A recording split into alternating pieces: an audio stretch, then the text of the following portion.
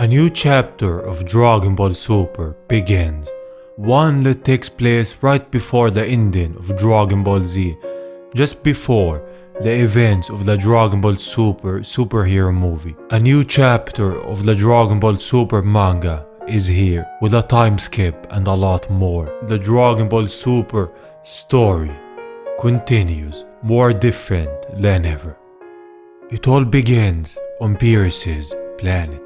Goku and Vegeta's battle with gas on planet Real ended with an abrupt loss to Black Frieza. After that, they returned to Beerus's planet. Goku was now aware of a massive power gap between him and his foe, as was Vegeta. As such, they continued their training in the hopes of defeating Frieza. Poor Vegeta, the first time that he got a form in a long time, Frieza just comes in and beats him. Goku and Vegeta are now training to harness powers that will put them on par with Frieza. But what power will they achieve? What will Goku and Vegeta actually do to reach Frieza's level? On Earth, the story takes a different and more slice of life aspect to it, with Goten and Trunks, the new Goku and Vegeta of this arc. It first follows their journey with being superheroes as Saiyan Man X 1 and 2. It reminds me a lot of the arc after Cell, the beginning of the Pooh arc, where Gohan was the Saiyan Man, and well, it was a bit cliche, and here it's done better, thank God, and you will see why. After saving the city from some bank robbers, Goten and Trunks leave the place and get to talking. They're a bit silly with the poses and stuff, but that's not the point. Well, it's the point of what they're doing, but if I'm gonna be honest, it's a bit of a relief not having the same kind of arcs after each other. This is more grounded arc, something that we don't see often in Dragon Ball. What's great about this is that it's expanding the world which we were given with the superhero movie, a more grounded approach to Dragon Ball, like I said, instead of the usual stuff. Trunks says something interesting, that he just wants to face against a powerful foe and do it in style. But maybe there's no place for superheroes in modern society. Goten replies with, a peaceful world is a good thing. Wise words from Goten. I don't know, I always wanted Goten to be like Goku when he grows up, but here his looks is a lot different. Not a lot, but it's different, you know what I mean. Then, when they abruptly are stopped by Chi-Chi, she calls Goten and he goes back home. The adventures of our two new heroes are a secret to their families. Trunks' cover almost gets blown when he's met by his grandparents, which almost gives him off since the dog knows who he is, and after that we see a bit of the helper's bot, which will tie into the story in a bit. Flying off, Trunks gets back home. This time he made it without no one knowing who he is. A day passes. He requested something from Pilaf behind Bulma's back. As she then walks in, curious about what's going on, she smells that something is happening. Trunks tries to get away from it. He spots Mai and helps her. It's apparent that he still likes her, and I mean, why wouldn't he? And we always know that he has a crush on her. Then he runs off to school. He's suspicious. Bulma presses Pilaf a bit. She wants to know what's up with them both. Now it gets more interesting. We journey through the normal life of Trunks.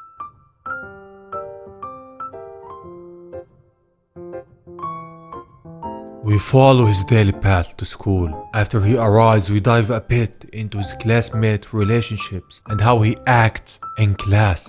And he's normal. To everyone, he's a normal kid. To us, we know what he's capable of. After class, some of the students tell Trunks about some ghosts, which freaks him out. Well, now we know that Trunks is afraid of ghosts. The same Trunks who lost his father and mother, whose whole timeline was about to be extinct. He lost them in a future timeline. Now, in the present timeline, he can't handle a bit of ghosts. Well, I don't blame him.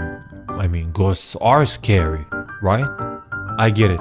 He's half a Saiyan, half an Earthling, and he didn't live the future Trunks' life is more grounded in Earth's atmosphere and culture, and he didn't have that much of a trauma. After school, he meets up with Goten, and they go back to Trunks. What Pilaf made for Trunks is a transformation watch which will make him transform to his Saiyan wear instantly. They exchange a bit of talks and Trunks bought movie tickets to ask Mai out, and we know how this will lead.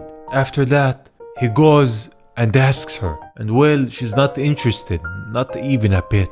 The reason, as Pilaf says, is the helper pots are tempered with by someone, so they can't get any time off. So Trunks gets the brilliant idea of catching whoever is doing this, so Mai will have some time off. He goes and gets Goten. At night, they start searching. Trunks is very scared, while Goten is not, since, well, both of their dads once died and came back as ghosts. He doesn't get what's the big deal, and well, Trunks is not wrong. When Trunks suddenly bumps to a spooky android, I'm saying android because he reminds me of one, and he gets spooked. They follow him around. He is the one who's messing with the robot.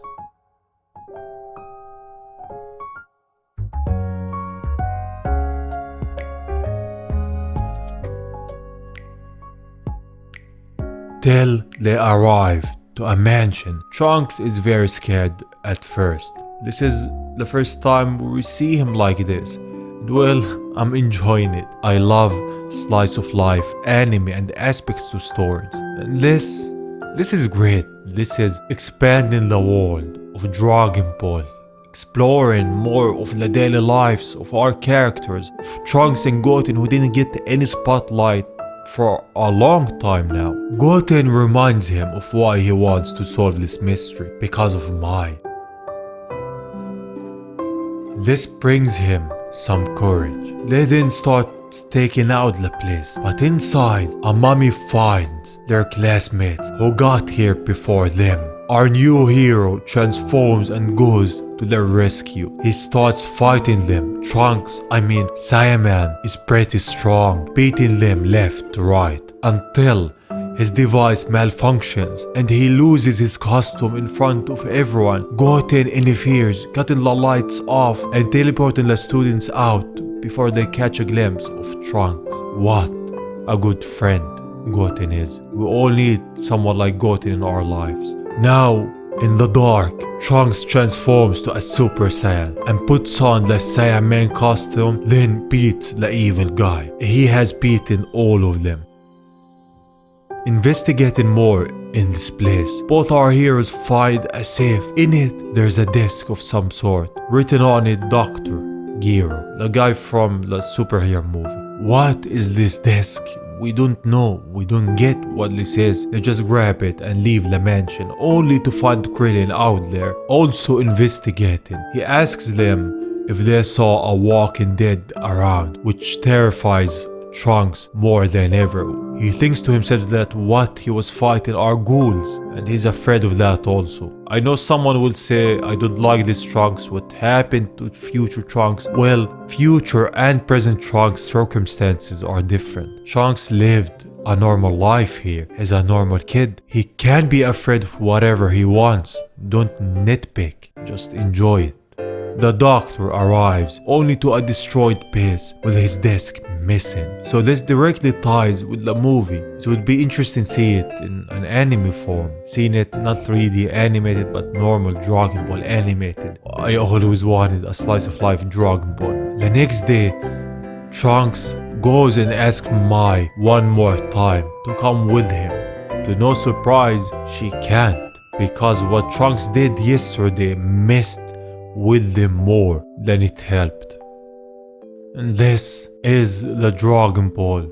From now on, this is a new aspect to it, a new way to enjoy it. This is where also the chapter ends, but I wanted to see what you all think. This is the first time we're seeing something like this since the Gohan arc back then. And well, for me, I'm enjoying it. I wanna see this more. I wanna know what happens next. I know the story with Goku and Vegeta is still ongoing, but now they're training, there's nothing else to it.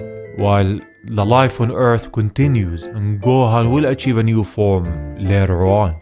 So it's interesting seeing how the daily life in the Dragon Ball universe is. And this is it. I hope you enjoyed and I hope you are safe. Thank you for watching and I will see you hopefully on the next one. Bye bye.